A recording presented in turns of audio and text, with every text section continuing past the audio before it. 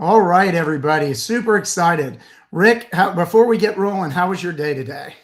Oh, it was pretty wild, Scott. Like always, just like the rest of us, living the dream, working through the day. Yeah. How about you, Gene? I'm doing great, man. Just trying to produce content and get information out. There's just a lot going on in the industry right now. A lot of new product launches, and it's an exciting time in audio, I think. Yeah, it is. There's so much happening right now. It's hard for a lot of people to even keep up with. Well, look, I really appreciate you guys joining in on the stream. Let me just introduce. I'm Scott Newnam, the CEO of Audio Advice, and I've got with me today Rick from MadVR Labs. He's the president there. We've become really good friends over time. And Rick, I want to thank you for joining. I'm super excited about this. And we've got Gene De La Sala, who's also become a great friend. We've done a bunch of videos together, a lot of live streams, and just super excited to have two great minds on this and work through and just tell everyone a little bit about MadVR to start with. So thank you guys for joining. Yeah, absolutely, Scott. Thanks for having us. This is going to be a lot of fun. Love doing these things. You bet. And I'm going to admit I'm a little out of my element with MadVR and video in general. So this is something that I'm learning as well. And I'm looking forward to this live stream just to dive deeper into your product, Rick. That's great. What I'm going to do right here, place. What I'm going to do is jump in, and we've just got a few slides that are going to allow us to work off of a concept to work everyone from what is a MadVR to start with, and then work people into all the great details and functionality that it brings. And we'll just have some banter back and forth. If there's questions, we'll take them and just really have a great time with it. So let me just start by orienting people. What you see is the MadVR box in front of you. And as you can see, it's won an enormous amount of awards. But the upshot is it's a video processor. And what that really means is you insert the MadVR between your AVR, so your receiver or your surround sound processor, and your projector or television. So it literally inserts between. An HDMI cable comes from your AVR to the MadVR, and then goes another HDMI cable out to your television or projector.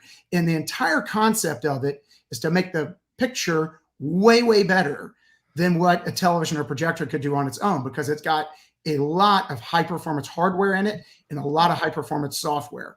And in particular, this MadVR's got an NVIDIA 4080 processor in it, which gives it unbelievable capability when combined with the software that the team at MadVR has written. So let me just jump forward here and just show you what the back looks like. And I like to show people this because it's so simple.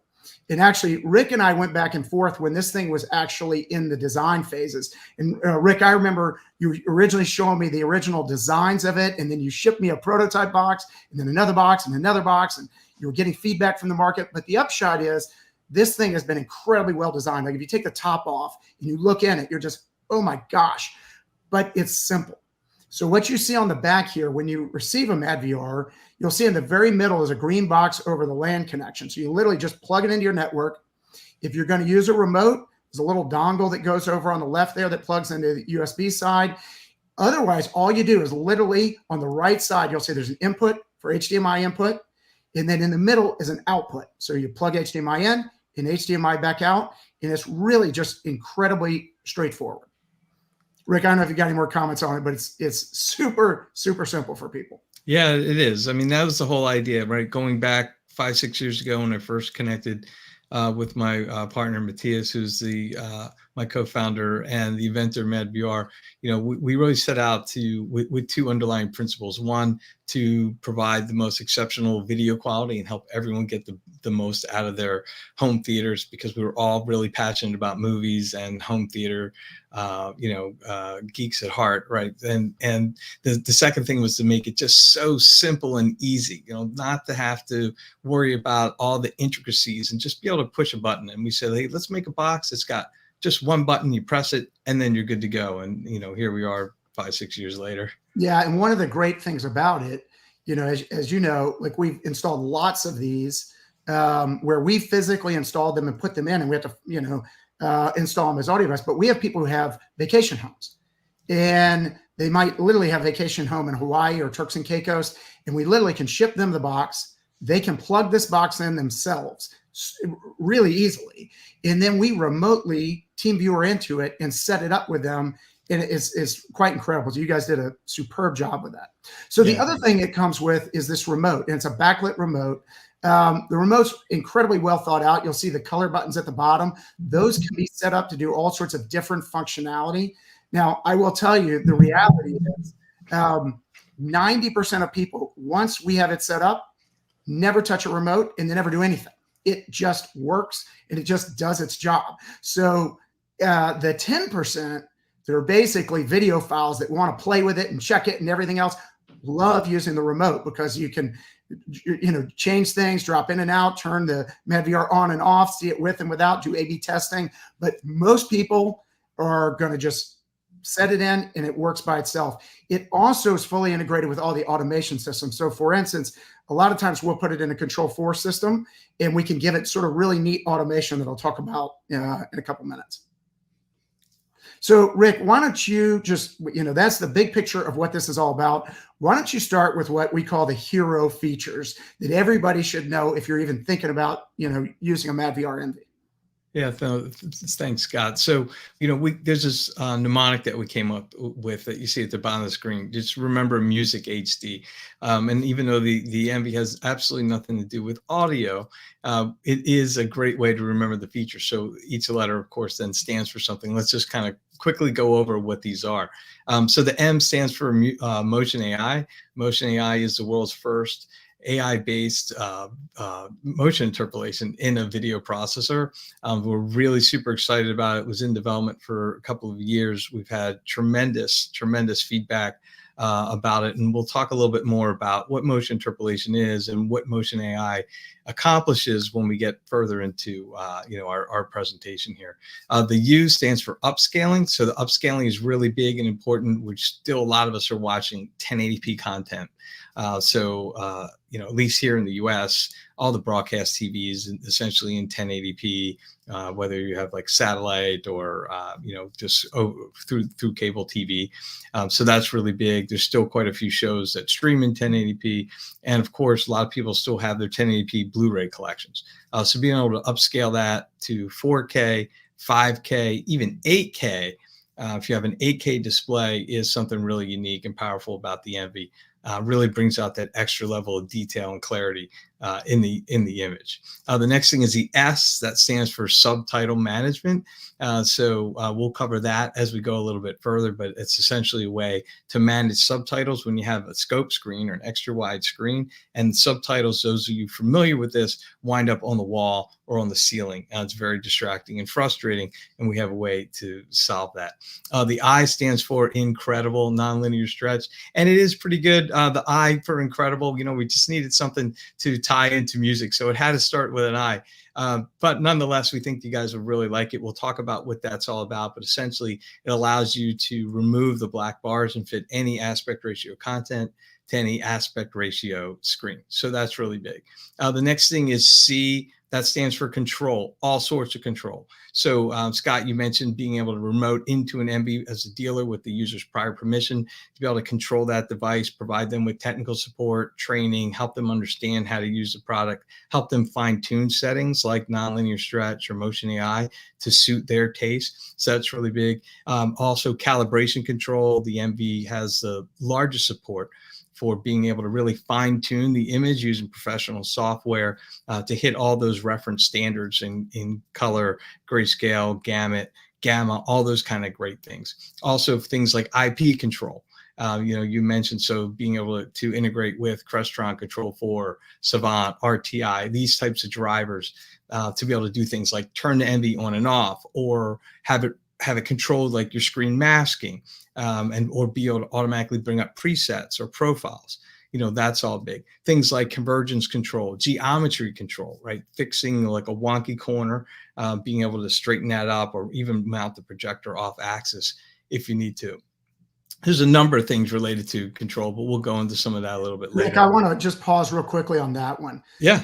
You went through them pretty quickly, but there's one that people don't think about a lot, but as a installer, this one's huge, which is if you have the projector pointed at your screen and it is just barely slightly off, maybe you got it right the first time you hung it, but your house is settled and you're playing with it, you're just doing everything you can. Literally, you can go into the MadVR MV and make these little adjustments, and it perfectly fits the picture. And it's like magical for really installers who want it just perfect. Yeah.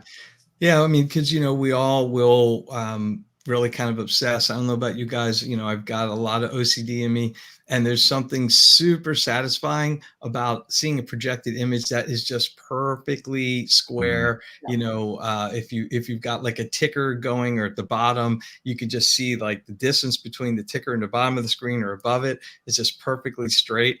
So those types of things. And Scott, like you mentioned, like as an installer, do you want to spend 2 or 3 hours messing around because something is slightly off, right? And you've got a corner, and normally you might just kind of give up and just zoom out and hide that corner. The MV just allows you to kind of tuck that in and control that. So those things are great. By the way, there are cases where you actually can't physically get it perfect, because you just think about a window frame or a frame for a screen. They're not 100, nothing is 100% exact, right? So it could be off by tiny bits. If you have OCD, it matters. Yeah. Well, the other thing too is what happens when you have a screen that has a really narrow or thin bezel. That makes it even harder to get the picture aligned, and you don't want to use keystoning because you lose resolution. So when you do this trick, Rick, are you basically preserving all the resolution and still being able to square the image? Because you can't do that with keystoning. Exactly. I mean, we've all kind of, if you've been in the industry or been a videophile, for a good part, of your life, we've all heard like, hey, it's a giant no-no. They'll never use keystoning, right? So with the MV, we are able to manipulate the pixels in such a way that you lose no resolution. It creates no artifacts or no softening of the image. It's actually pretty fun when we do demos. Sometimes we purposely give a giant curve to the screen, and it actually makes it look like you're in a curved screen. If the lights are out and someone walked into the room, they would think, oh my goodness, you have a curved screen. They don't even realize it. So seeing that, how much you can move the geometry around and still have it just perfectly on the screen, it's really a cool thing to see. All right. So sorry to take you off track. I'll let you. Yeah, no. We're going to cover the next two pretty in depth. So I'll let you just highlight them real quick. Yeah. So what's only thing really left to talk about at this part is the HDR tone mapping. We'll go into that a little bit next, because that's a very important topic and something that we're very well known for. And then, of course, the D that is finally part of Music HD is detecting aspect ratios instantly and being able to adjust them and fit them to your screen without having to deal with lens memory anymore, which for most people that have a scope screen, good riddance to lens memory. It's a happy day after that. All right. So what I want to do is orient you. You mentioned HDR and tone mapping. I want to just peel back for a second and just talk about what is HDR tone mapping? Like, what is it all about? And I'm going to do it at a high level that I think just make sure everyone is on the same page. And then I'm going to talk about this slide, which are pictures from an audio device install. So the reason you need tone mapping generically is that the movies are set up assuming 1,000 nits to 10,000 nits, which is the brightness that you're able to achieve. But a projector room, generally set up, is going to have around 100, maybe 105, maybe 110 nits. So there's a massive difference between the capabilities of what a projector can do on a screen today. And it's also true for a television as well. Televisions might be in the hundreds, but they're not at 10,000. And so you've got a movie that was designed with a certain amount of brightness capability, but you have a totally different brightness capability coming out of your system. So what tone mapping does is it adjusts for what you're capable of in your system. So that's why it does it. It's making an adjustment. And so you can imagine in the old days, there wasn't really any tone mapping going on, not really. And then over time, the projector manufacturers started to implement frame by frame tone mapping, and it would try to adjust and make the picture look better. And they did. However, when you have the processing power that you have in the MadVR, suddenly you can do tone mapping to a whole different level that you could never get in a television or projector. And so what I want to show you here, the pictures on the left were taken from a high-end projector that everybody on this live stream would know exactly this, makes this projector. It's a great projector. And we took them at an install, and the projector was all set up correctly.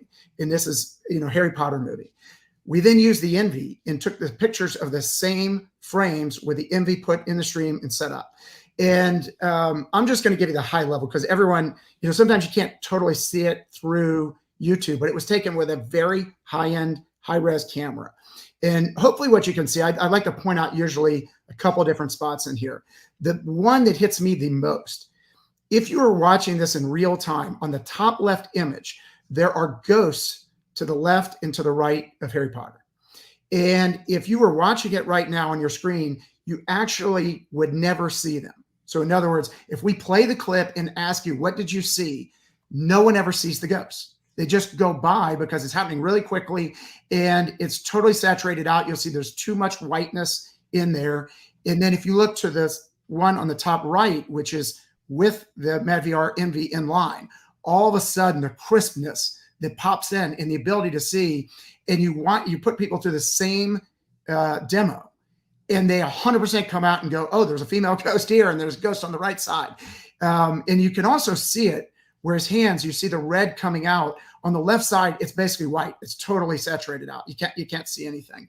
And you can see the red coming out. And then if you move to the bottom ones, one of the tricks here is that in most processing, you're trying to deal with the fact that you need massive brightness, but yet you don't want to just wash everything out. And you see it totally washed out on the left. So the colors are totally gone. The green is gone on the left. The red is gone. And it's just a big blob of white in the middle, in the bottom left. Once the MadVR NV is stuck in, you see the detail that's happening where the green and red hit together in the very center, which is really relatively complex to do. And then it's very clear with the red coming in, the green going out. So anyways, these are just pictures from an audio device setup that we thought is a great way to see an A/B comparison here. Is that for YouTube? Yeah, and if I may jump in for a second, another interesting thing to point out is that sometimes these things we miss are intricate to the storytelling. So for example, the ghosts and the figures back here play an integral role in the story. And so it's not only just about video quality, but it's about the emotion of the movie and about the storytelling, where because the way that the display may not render it as it was intended to be seen, it may leave you missing key element of the movie and or missing an emotional element that the director wanted you to feel in that moment. That's right. And I'd say that's true across all the capability to deliver you both audio, which Gene, is a super expert on, and the video, getting the emotion right. Yeah. Yeah. Right. Yeah. And I would also just add, if I may, too, the brightness factor is also a big deal when it comes to micro LED displays. We're doing a lot of MadVR NVs now with video walls. So this is not just limited to projectors. Now you will get more brightness, but they're still way short of these 1,000 and particularly 4,000 plus nits.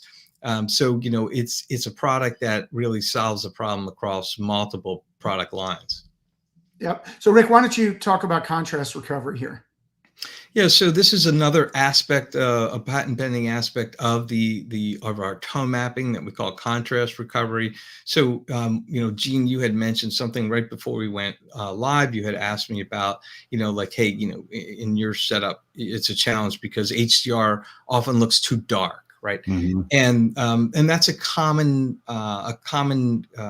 challenge that we hear of our customers that deal with. And one of the reasons they get the ME for the tone mapping is being able to render HDR with the rich blackness without crushing and making it too hard to see, like is happening in your case, or what you see here, which is the highlights getting blown out. So blacks crush and movie gets too dark, whites crush and you lose a lot of detail. And so you can see here, like in box 5, compare that same area to the area with the MV directly below it. You can see all the trim on those headlights clearly.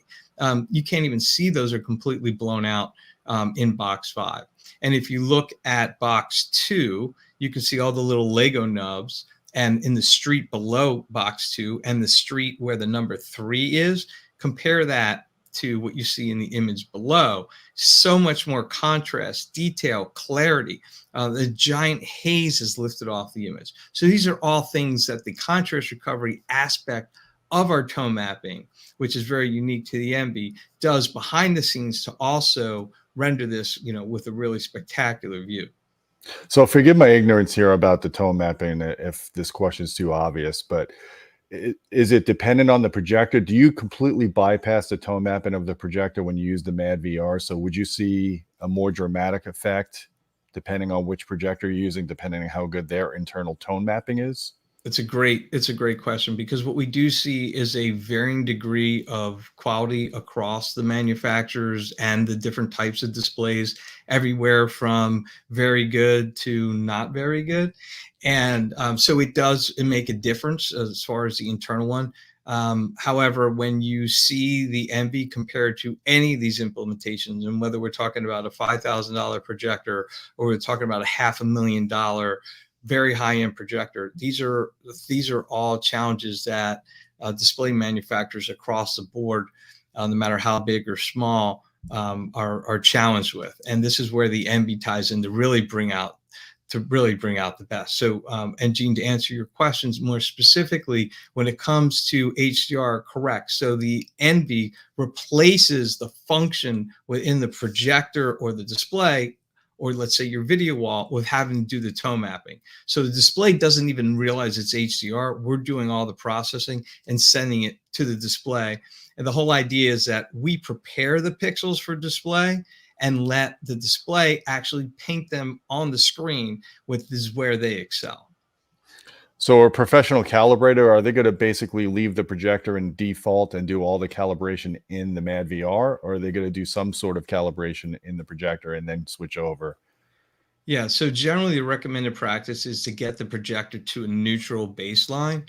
So things like setting the overall brightness and contrast, picking the appropriate gamma, putting it in the appropriate color space. The idea is to get the display as close to neutral, what we call D65 in the video calibration world, as possible. Then once that is done, it's like your baseline, then the Envy will take care of all the calibration along with the calibrator, as far as being able to get a perfect grayscale, gamma, and the gamut, right? So it's really just a function of, you don't have to get it perfect or even necessarily good in the display. You could do it all in the Envy, but then you're really bending controls more than you really need to, right? So, it's sort of like if you were just looking at it on a number scale, if you were trying to get to 0 and without anything, the display was at a 5, right? You've got to get it all the way down to a 0 through our calibration, versus if the display was at a 5 and you could get it closer to a 2, then the Envy can do less work and bend the controls even less. By the way, I'll mention before you go on to this slide, we have a handful of great questions that have come in, and there's one about which is, should I use 16:9 2.4? I'm going to cover that in a couple of slides. I'll make sure. There's also a question about gaming that I'm going to come to in a slide as well. So just remind me, guys, as we get there, I'll make sure we cover them. Okay. Rick, you want to take this one? Yeah. So this is another aspect of our dynamic tone mapping. Again, another feature unique to the Envy is our highlight recovery. This is another one of our patent pending technologies. You can see here, like Gene, we were talking about not crushing the brights, right? So one thing that all displays tend to struggle with their tone mapping is preserving the difference between very bright pixels.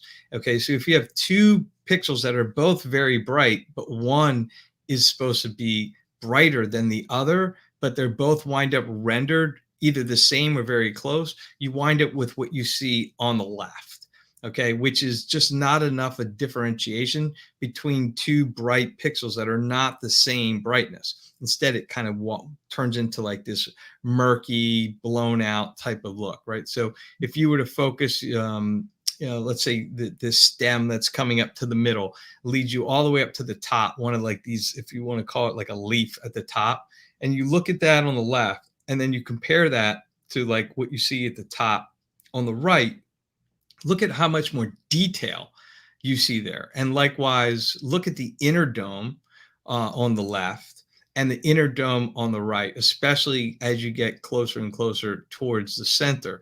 You can see so much more detail. Now, remember, we're looking at this on a relatively small screen, right? So imagine this on a 150-inch or 200-inch micro LED wall, right? Or a 16-foot or even a 10-foot wide projection screen. All these details we're seeing become even bigger when the size is bigger.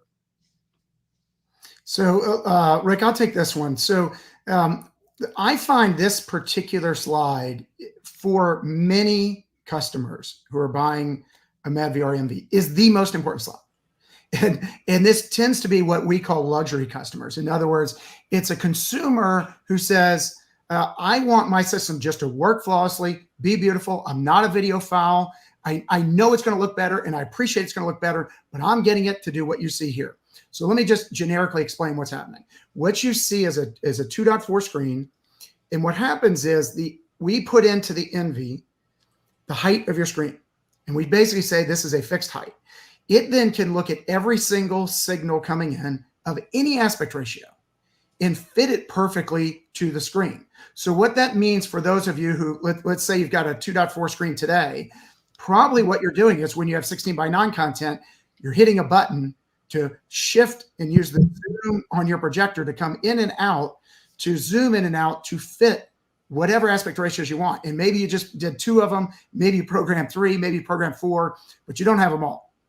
With the NV, it does all of them. Every single aspect ratio will fit perfectly. So you see here, if it's a 2.4 image in the top one, it fills the screen. And then if it's a 16:9, it fills it from a height perspective and fits it in perfectly. And in fact, in this particular example, it's a sort of famous one. This is Interstellar, but it's one of the handful of movies where it has both 16:9 and 2.4 or widescreen content in it, and it moves back and forth, which you could never do with your projector, like hitting the button, trying to go back and forth as it does it. The NV senses it and instantaneously adjusts it. So you get the exact right experience as it does it. So literally there are a lot of consumers that just say, I want it to do this. I don't have to push a button. My wife doesn't know how to push the button. Kid doesn't know how to push the button. And I don't have to move it around. I just want it to work. And so this is probably one of the biggest parts in the whole shebang. Yeah, especially Scott, as it's going back and forth, right? Like, so whether the content is going back and forth in a movie like Interstellar, or whether it's because let's say you're at the Apple TV menu, which is at 16:9, right? And you pick your movie, and then it's a scope movie. And then you got to push the button, or your control system's got to change and watch the thing grow over the next 20, 30 seconds. And then you're like, oh, whoops, we've already seen this movie, right? So then you go back to the Apple TV menu and picking out something else. Now it's on the ceiling and on the floor. You got to push a button, bring it back down, rinse and repeat, right? So it gets to be a very frustrating experience. So having that react instantly and never having to deal with lens memory again is just something that our customers absolutely love. Does it reduce the lag time? Because on an Apple TV, when you go between menus and then hit a program, sometimes it takes like 15 seconds or so for a projector to lock in the image. Does this kind of resolve some of that? Yeah, but the MV will do that, but it actually has nothing to do with the aspect ratio detection. It just has to do with the signal handling, especially if you're using Motion AI. And I'll be sure to touch on that aspect. Yeah, of that's how a great Motion question. AI That's a great helps on question, that. Gene. We weren't going to put in, but I think it's on this slide, I just wanted to show you, we could talk for 10, 15 minutes just on aspect ratio handling. And some people, it's hard to grasp, like, what does that really mean and how does it work? I did a whole video previously on the MadVR that goes into a lot of detail, and we'll put a link to it in the description or in the comments here. And if you want to go watch it, you can see on the screen, we do overlays over the screen, and I show it in exact detail and break it down. And so if you watch that, you'll go, oh, I got it. It makes total sense. Anyways, this particular one, by the way, that you can see there is in 2.0, which is what often people call Netflix aspect ratio, because they produce a lot of their content in 2.0.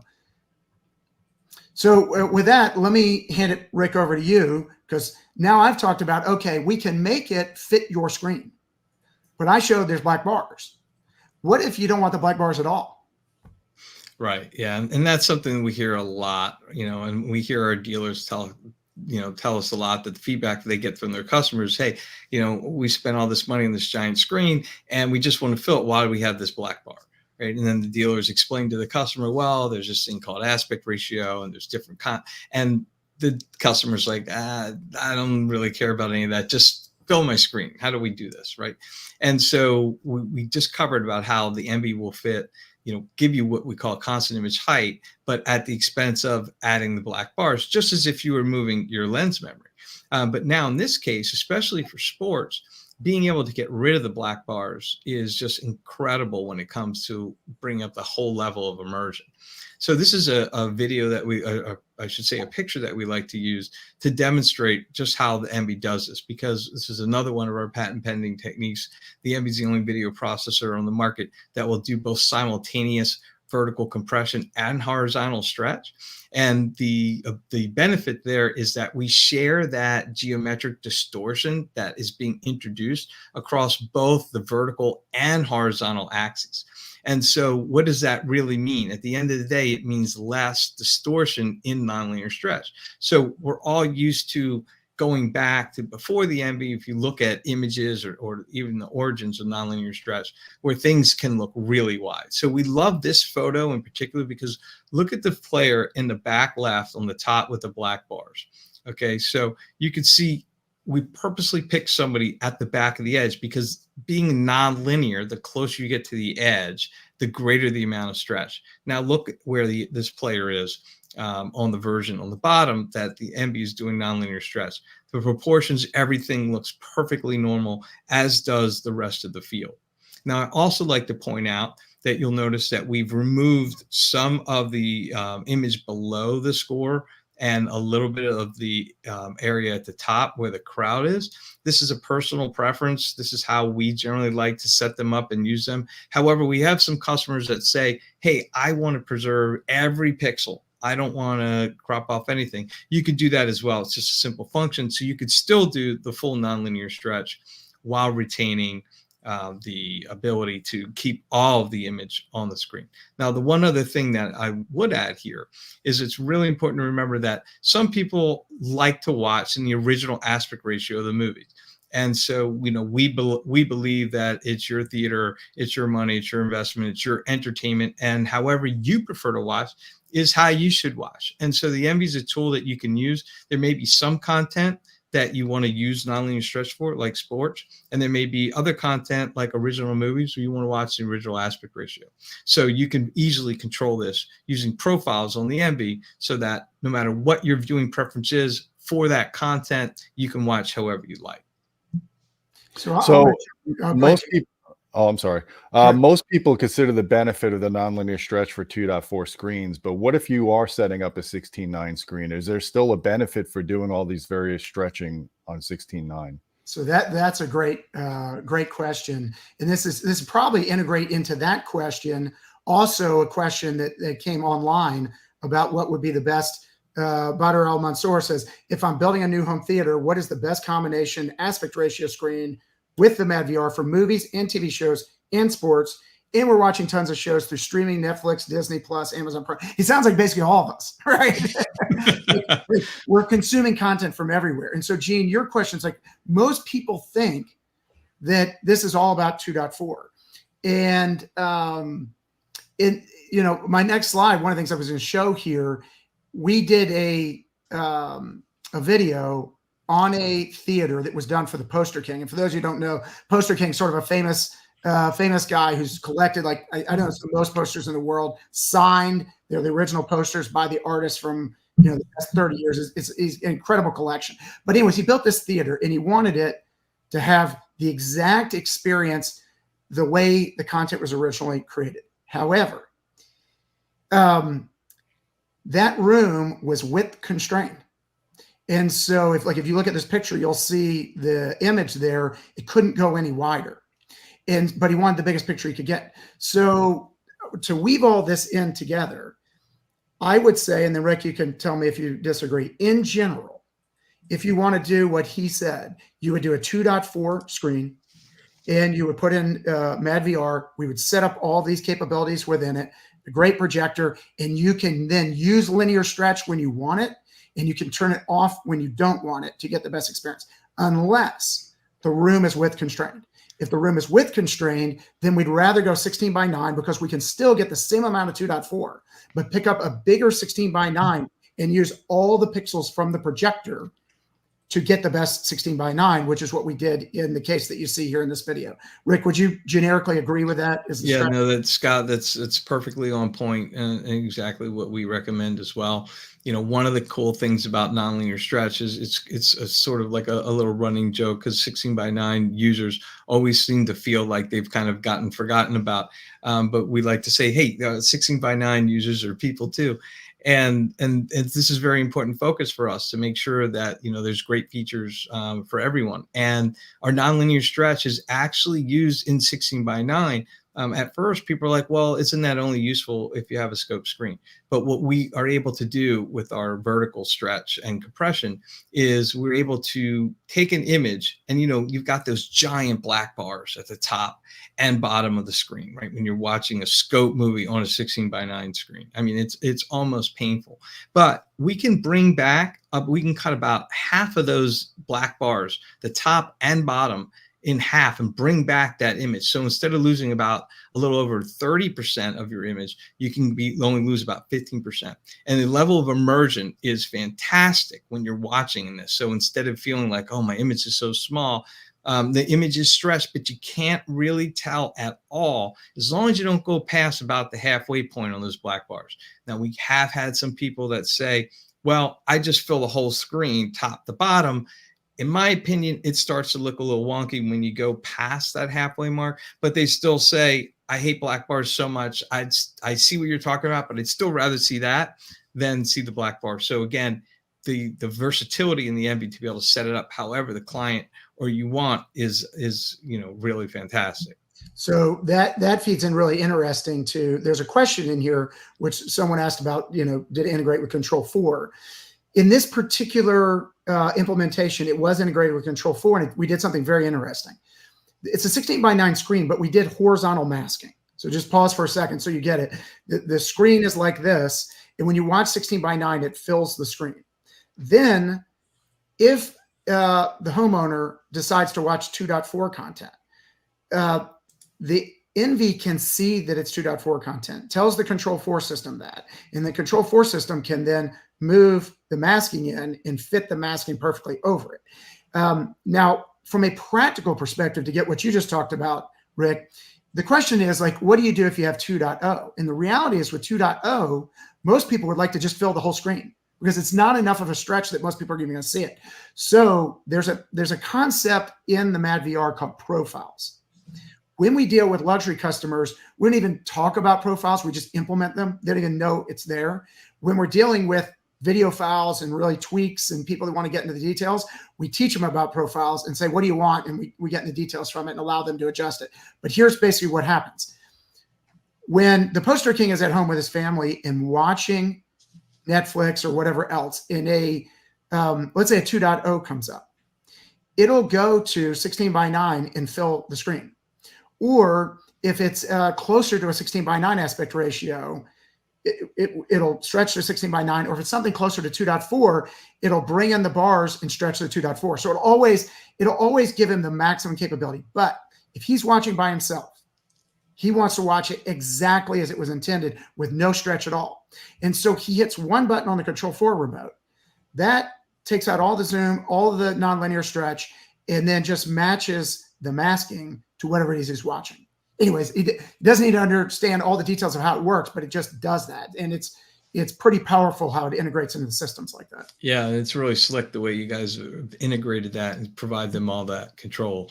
I should also add that in addition to Control 4, we also have drivers and support for other popular control systems as well, like Savant, RTI, Crestron, and even an open API. So if anyone is DIY or likes to do things on their own, you can write your own little control driver and talk to the Envy and get feedback from it on everything in real time, including the aspect ratio that's currently playing. Yeah, I'll say as an implementer, because I worked with Rick and his team on beta testing and then QA and giving feedback on the Control4 drivers. They were building it. Everything is in it.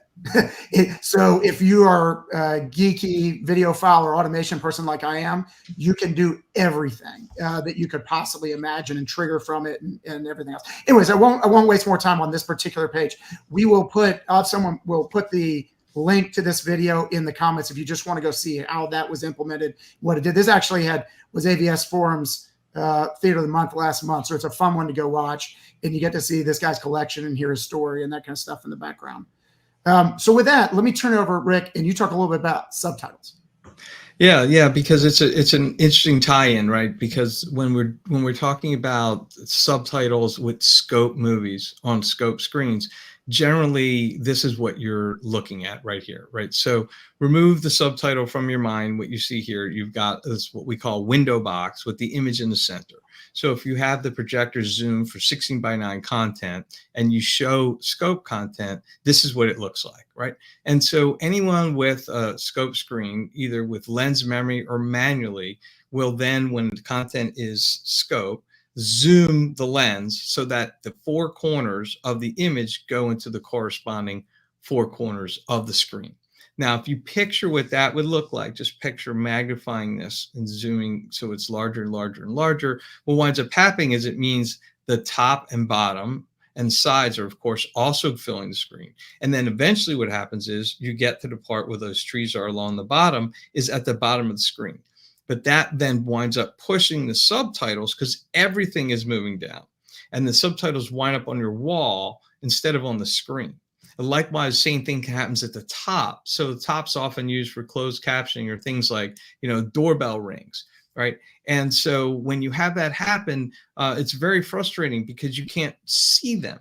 So what winds up happening is you wind up having to zoom the thing. Instead of filling the screen, you have to zoom out in such a way so you can keep the subtitle on the screen. And you can cheat a little bit and say, okay, I won't zoom all the way down. I'll just zoom enough to leave a line for the subtitles. Then the problem is what happens when the second line of subtitles comes in the middle of the movie and you can't see that one. So then you have to change the zoom again, right? And eventually you wind up just kind of watching like a postage stamp instead of the movie. So with the Envy, we have subtitle management. This is completely dynamic. You get to watch the image like you see here, the movie, at full screen when there's no subtitles. And then when subtitles come, we bring back the black bar just enough height to fit the subtitles. So whether it's one line of subtitles, 2 lines of subtitles, 3 lines of subtitles, we provide the room for that. And the top and bottom were completely independent. So right now, if knock at the door appeared at top and something else appeared under it, it would make room for those 2 lines at the top while it had the 1 line at the bottom. And then you also control what we call stickiness. That's how long you want the black bar to hang around. Some people like to put it on until the end of the movie. And so in that case, once we detect subtitles, we will hold that black bar there the rest of the time so the aspect is not changing. Or like in my personal favorite, I like to use the 5-second setting. Generally what we find is in a dialogue, by the time 2 people are done and the conversation ends, a 5-second gap is a lot. Usually it's funny, you don't really pay attention to these things until you look at finding the ideal settings. But in a conversation, usually within 1 or 2 seconds, the next line is spoken. So it's a good kind of setting. Now, one other interesting note here is, think about this for a second. We're shrinking the image to fit this black bar, but the shrinking would normally be proportional, which means that we should also pick up along the left and right some black bar. And normally you would, but we're actually layering on a little bit of our nonlinear stretch to take care of that extra bit of stretch so that we get rid of the black bars on the side, because unlike the black bars at the bottom, they're useless. Well, one interesting comment on this as well. My wife and I were watching a Netflix show called The Brothers' Son, which is a new Netflix show that's out. And it starts in Taiwan. And this, anyways, I won't go into too much detail other than to say they're using subtitles for the part that's spoken in Mandarin. And so that happens throughout the movie. This is happening in more and more movies as the movie studios and the studios that work with Netflix, et cetera, are trying to reach an international audience. And so you're seeing a lot of things that are done with multiple languages.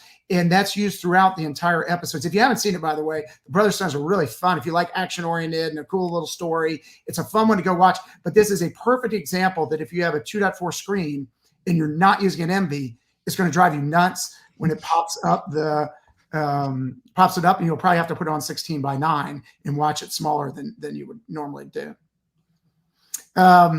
Motion AI. Rick, why don't you walk us through this? This is sort of your baby. You've been so excited from the first time you mentioned it to me. Yeah, this has been in the works. This was actually something that we wanted to do. My partner Matthias and I, we've been talking about it for 5-6 years, and it took quite a while to develop it.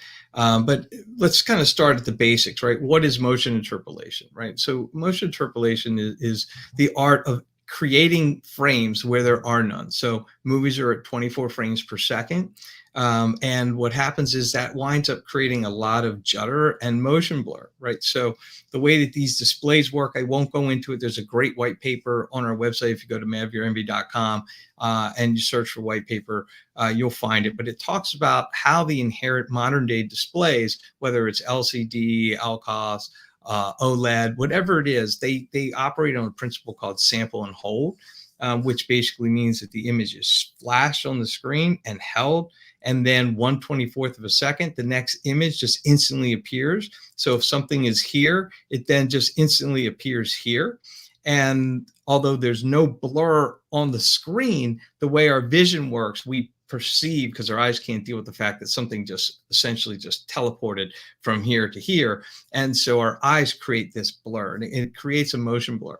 And so the whole idea behind motion interpolation is that it was invented. We didn't invent it. We're just trying to be the first to perfect it. But it's designed to try to counteract the motion blur and judder. And judder is, during a pan, you'll see things moving like this. And so those, when you talk about motion interpolation, it's generally a dirty word, right? A lot of people say, oh, you mean that thing we all turn off on our TV, the first time that we get it. And the reason for that is just the implementations today have had a couple of different flaws. And Scott, if you go to the next thing, we'll kind of look at why people turn off motion interpolation that's been done in the past. The top images here, you'll see, the guy's head is gone on the motion interpolation on the top left on the bike, on the right side of that image compared to on the left side. So you'll actually see pieces of images missing or gone. In this case, the next image to the right, this lady's leg is in two pieces. Next to that, this guy's head, as he's moving across the blinds, has this halos. In the next bottom image, you can see these are supposed to be straight lines, right? And look what's happening to them. Or the lady on the bottom right, you can see the outline of her face and this shadow or halo. So whether it's judder, blurring, tearing, these are all things that traditional motion interpolation introduce, right? So they're trying to solve this issue with exaggerated motion blur and judder, but they're creating these artifacts that are distracting. And that just leads people to say, you know what, I'd rather deal with the blur and judder than to see broken parts of an image or these types of things. And the other thing too, oh, go ahead. I'm sorry. Okay, I'll just finish this thought, Gene, and then I'll open it back up to you. The other big thing too is that the soap opera effect. The soap opera effect, for people don't know, this is pretty popular in the industry. You'll hear people talk about this, but this is when the image in the movie starts to lose that cinematic look, and it looks more like a soap opera. A good way to describe it is it looks like you're on the set of a movie watching them film it rather than watching it through the camera. You know what I mean? And so traditionally, this has been a big issue because it ruins the look of the movie for many people. Now, some people like that ultra realistic, strong look, but if you want to keep that original cinematic look, you normally only get choices like off, low, and high, right? So like imagine a shower where you could only pick, cold, warm, or scorching hot, right? Like that wouldn't suit you, right? So why should we have to watch motion interpolation at these kind of set things that don't fit our personal preference. So what we set out to do is use AI for the first time in a dedicated video processor to deliver motion interpolation that gave you very fine level of control, right? So you can make it so we have a low, very, very low mode called cinematic. You can't even tell it's on no matter how sensitive you are to motion interpolation. And it just provides a little bit of control and counteracts the motion and hold effect on displays. And then likewise, you could go all the way up to really high, which is we actually have a mode, not only have a mode called Insane, we now have a mode called Insane Plus. And so for those that like it really strong, it really depends. You know, for example, I'm watching Last of Us this time with my wife. I absolutely loved it the first time around. I usually don't watch things twice. I watched this particular series with it on Insane or Insane Plus because it's just really like intense. And of course, for those of you familiar with the premise of this show, it was actually created, the story first existed as a video game. So it kind of feels like it fits the character of the show. Yeah, so Rick, like you and I are guys talking about that, constantly adjusting it. Most people just set it and forget it, but we were playing with it. Gene, what were you gonna say? Yeah, I just have two quick questions because I know we're short on time. The slide before, it was funny that you had a picture of Tom Cruise because he was one of the vocal celebrities that spoke out about motion interpolation, and he wanted a filmmaker mode. So I'm kind of curious as to how the industry, the professional industry, sees what you're doing versus a filmmaker mode, because what you're doing is actually something more beneficial and not so gimmicky. So I'm just wondering how that works in like the professional industry. Are they accepting something like this as opposed to just having a pure filmmaker mode? And then the other question I had that maybe Scott could get into in another slide is, how does this affect people with gaming with lag from all the processing? Like what are the solutions for that? What's the workaround for that? Right. Rick, why don't you take the first one? I'll take the second one. Yeah, that sounds good. So Gene, the timing of your question is perfect. And I don't mean within the scope of this podcast. I mean in terms of what's going on in the industry right now. So first of all, when you talk about Hollywood or anyone in general, basically recommending to turn off motion interpolation, what do you remember when we first started talking about this slide? It was the first thing I said that, it's the thing that everybody says, turn off, we don't like it. Some people love it and use it because like we talked about, it's all about personal preference and what you want, how you want to see things in your theater. But of course, they're recommending to turn it off and not use it because traditionally these are the problems, right? What you see in front of you, right? I wouldn't want my movie watched if I knew that it was going to be creating all these distracting artifacts, right? Or if it was going to lose the cinematic look, right? But if you could watch with motion AI and motion interpolation in such a way where it keeps that cinematic look of the movie and it doesn't create all these types of distracting artifacts, then we're talking about entirely different experience. Now, before I hand it back to you, Scott, there's another interesting thing when I'm talking about the timing of your question, Gene. So Disney had just announced, I think within the last within the last month or so, that they are going to be starting to release some films at 48 frames per second, which is a big change for the industry. There has been talk in the past, The Hobbit, and I think one of the Lord of the Rings or something else. And James Cameron has done some stuff at 48 with Avatar. And so we're starting to see momentum pick up in the industry from players like Disney that see the benefits of being able to counteract this motion blur, and they're looking at ways to smartly fix this issue and improve the image while retaining the cinematic look. And so what's really interesting is what they're pushing for and what they're doing and baking in the films, making them like this. The motion AI can do that to any film without them having to be remade or reproduced. Of course, you have to have an envy to use it. So that's the key difference. So on the gaming side, that's a fabulous question. We're based in Raleigh, North Carolina. And so many of our local customers are engineers at Epic Games. So they make Fortnite and they make the Unreal Engine that's used by many of the gaming companies. And they care about every millisecond, particularly like first-person shooter game. And obviously to do this kind of processing takes time in running through it. So I didn't show this on the original slide of the back of the Envy, but I showed you there was an HDMI port that comes in, and there's an HDMI port that goes out. Well, there's another one right next to the end that's called bypass. And so actually in the video that I showed you from the Poster King, and actually I do it in my own house with a gaming console, I put a separate HDMI cable from the bypass to the projector. And then in my case, I have it controlled through Control 4. So I hit a button and it will swap and go to the console and run it through the bypass, which eliminates any motion and, you know, doesn't use up the processing power there. So it's a really terrific question on it. Okay, so a lot of people, someone asked a question about, like, you know, this is a luxury item. It's an unbelievable item. Everyone basically agrees is, can I afford it? And Rick, maybe you can talk about a little bit about the AudioVice program that you guys have done with us.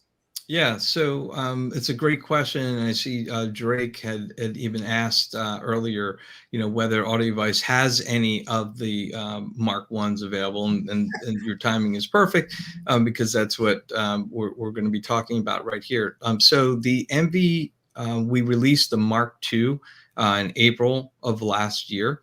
And our customers that had, you know, one of the things that the Envy Extreme, it is paid upgradable. So we have many customers that have said, hey, I want to upgrade. I've enjoyed my Mark I. I want to upgrade now to the next experience on the Mark II. And so these units get traded back in. They come back to AudioVice. They get tested. They get, you know, brand new Mark I remote, new packaging. AudioVice checks them out. It comes with a brand new 2-year warranty on parts and labor. And the Envy Mark I still supports everything that we talked about here today. So it's still very capable. You know, there are some bells and whistles on the Mark II, but again, you know, you can get just a tremendous amount of value out of the Mark I, and AudioVice has been a fantastic partner.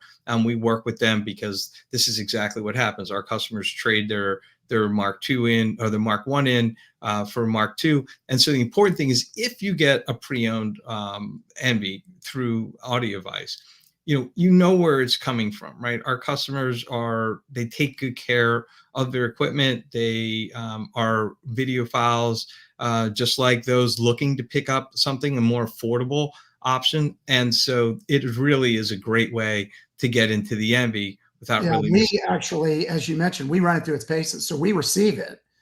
We then run full testing on it, put it in brand new packaging, put in the brand new remote, and then we'll either install it in someone or ship it to them and work with them and remotely set up. So this is a cool part. To be honest, so there's not many of these left. These will be supply constrained because most people that really are into this upgrade, these come out, and then once it gets sold, it's done. But there are some left, and we'll put a link in the comments if you want to go look at the page. That we have a page actually that compares all the different options you could do, just for people to educate on Envies, and also you can look at these. So with that, and this is our last slide, we're trying to hold it 1 hour, and we are right on.